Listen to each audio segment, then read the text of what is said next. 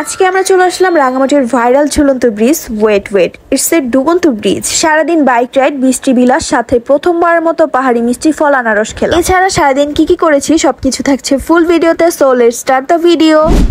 Hello, আসসালামু আলাইকুম everyone, welcome to mommy and Rozaina. আজকে ছিল আমাদের কমপ্লিমেন্টারি ব্রেকফাস্ট মেনুতে ডিম ভাজা, পরোটা, তারপর হচ্ছে ডাল ভাজি আর চিকেনের একটা আইটেম ছিল। ব্রেকফাস্ট শেষ করে আমরা একটা কফির ফটোশুট করলাম। এরপর হচ্ছে আমরা তিনজন একটু ছবি ভিডিও করলাম। এই সুন্দর ভিউতে আমি কফি খেতে খেতে একটা ভিডিও করেছি, কিন্তু ভিডিওটা সুন্দর হয়নি কারণ ওই ভিউ থেকে অনেক বেশি আলো আসছিল, ভিডিওটা কালো হয়েছে। এন্ড মজার ব্যাপার হচ্ছে কফিতে চিনি মিক্সড না করে আমরা পিকচার ভিডিও করার জন্য আসছি। তো যখন আমি ভিডিওতে খাচ্ছিলাম তখন বুঝতে পারি যে চিনি ছিল না। রুজাইনার আজকের ব্রেকফাস্টে রুজাইনার বাবা খাইয়ে দিচ্ছিল, তো রুজাইনা আবার কার্টুন দেখতে দেখতে খাচ্ছিল। সো এরপরের প্ল্যানিং ছিল সকাল সকাল পাহাড়িদের একটা বাজার বসে, সেখানে যাব, কিন্তু আমরা যেতে যেতে একটু লেট হয়ে গিয়েছিল, তাই ওদের বাজারটা বন্ধ হয়ে গিয়েছিল। আজকে আমি মিলানোর একটা ড্রেস পরেছিলাম আর একটু সাজুগুজু করেছিলাম, ভাবছিলাম একটু ছবি টবি তুলবো, বাট কিছুই হয়নি। আমাদের রাঙামাটি ট্যুরটা বেস্ট ছিল, বাট একদিনও আমি সুন্দর মতো মন মতো পিকচার তুলতে পারিনি, না আমার নিজের, না রুজাইনার, না কাপল। বাই দ্য ওয়ে, মেবি এই ব্রিজটার নাম ছিল আসাম বস্তি। সো এই ব্রিজ থেকে খুবই নাইস একটা লেক ভিউ পাওয়া যায়। এইখানের মানুষজন আসলে অনেক ভালো, আমি বলবো এই দোকানটার মালিকটা অনেক ভালো। এই যে আমাদের অনেক বেশি গরম লাগছিল, তো ওনারা কেউ ছিল না দোকানে, আমরা নিজেরা এসে ফ্যান অন করে বসেছিলাম।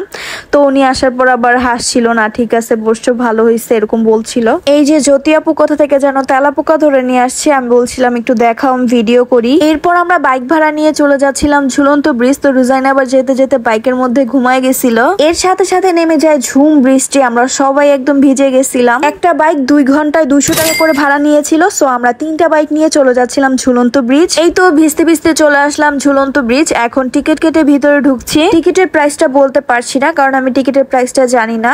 যাই হোক, আমরা জানতাম যে এই ঝুলন্ত ব্রিজটা আমরা যে ডুবন্ত অবস্থায় দেখতে পারবো, কারণ আমরা যাওয়ার কয়েকদিন আগে এটা ডুবে গেছিল। ঝুলন্ত ব্রিজ যেহেতু এখন ডুবন্ত, তাই ওই পারে যাওয়ার জন্য আমরা একটা বোট ভাড়া করেছিলাম, যেখানে আমাদের জনপ্রতি 20 টাকা করে নিয়েছিল। সেটা আমাদের ওই পারে দিয়ে আসবে, আবার এই পারে দিয়ে যাবে। এই তো আমরা সবাই বোর্ডে উঠে বসছি, এখন ওই পাশে চলে যাচ্ছি। আর এইটার পানির গভীর অনেক বেশি, ওনারা বলছিল। এই তো সবাই সবার মতো কথা বলতে বলতে জাস্ট 2 মিনিটের মধ্যে আমরা এই পার থেকে ওই পারে চলে আসলাম। এরপর আস্তে আস্তে আমরা সবাই নেমে যাই। আর এই পাশের এই গাছটার জন্য ভিডিওটা একটু অন্ধকার আসছিল। এই বোর্ডটাতে একটা আপু হচ্ছে পাহাড়ি আনারস, কলা এবং ডাব বিক্রি করছিল। এর মধ্যে আবার একটু ঝিরিঝিরি বৃষ্টি শুরু হয়ে গেল। ভাবলাম একটু উপরে যেয়ে দেখি কি আছে। উপরে এসে ঠান্ডার মধ্যে ঠান্ডা একটা লেবুর শরবত খেলাম। আমার কাছে মনে হয়েছে এটা যদি গরমের মধ্যে খাওয়া যেত তাহলে বেশি ভালো লাগতো। আমি আনারসটা তেমন একটা পছন্দ করি না বা খাই না, তবে মনে হয়েছে পাহাড়ি একটা আনারস তো ট্রাই করাই যায়। তাছাড়া আমি অনেক ভিডিওতে দেখেছি পাহাড়ি আনারস অনেক বেশি মিষ্টি হয়। ট্রাস্ট মি, এই আনারসটা খাওয়ার পর আমার কাছে মনে হয়েছে আনারস আসলেই অনেক বেশি মজা, তবে সেটা পাহাড়ি গুলো। অনেক কথা বলেছি, এবার চলেন একটু বৃষ্টি বিলাস করি।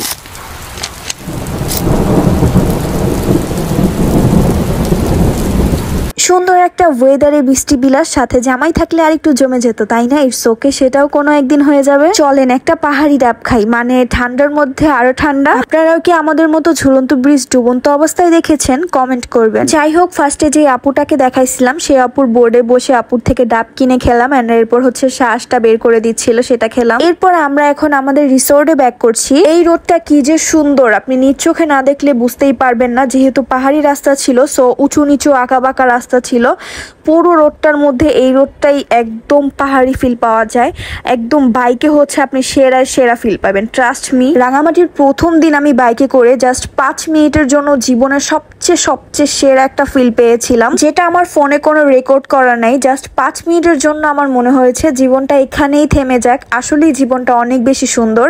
ওই মুহূর্তটা আমার জীবনের শর্ট একটা মেমোরিজ বলতে পারেন, একদম বেস্ট। যাই হোক, আসার সময় আসাম বস্তি ব্রিজে একটু দাঁড়িয়েছিলাম কারণ ওয়েদারটা অনেক বেশি সুন্দর লাগছিল, ভিডিওতে বোঝা যাচ্ছিল না ঠিক মতো। রুজাইনার বাবা বাইক ফেরত দিয়ে আসতে গিয়েছিল, সো আমি আর একা একা কটেজে যাইনি, ভাবলাম একটু পদ্মাতে এসে পিকচার ভিডিও করি, সো তাই করছিলাম। ওয়েদারটা যেহেতু অনেক বেশি সুন্দর ছিল, তাই আমি রুজাইনাকে নিয়ে ব্যালকনিতে অনেকক্ষণ বসেছিলাম এন্ড রুজাইনার অনেক ভিডিওস পিকচার্স ক্যাপচার করেছি। আমার মেয়েটা পুরা তার বাপের মতো হয়েছে, ক্যামেরা অন দেখলে মেজাজ খারাপ হয়ে যায়। এই যে দেখেন, যত জিদ যত রাগ কান্না সব হচ্ছে আমি ক্যামেরা কেন অন করে রাখছি, ওকে কেন দেখাইতেছি, মানে ভিডিও করতেছি এজন্য। চলেন এবার আপনাদেরকে পদ্মার একটা শর্টস রুম ট্যুর দিয়ে দিই।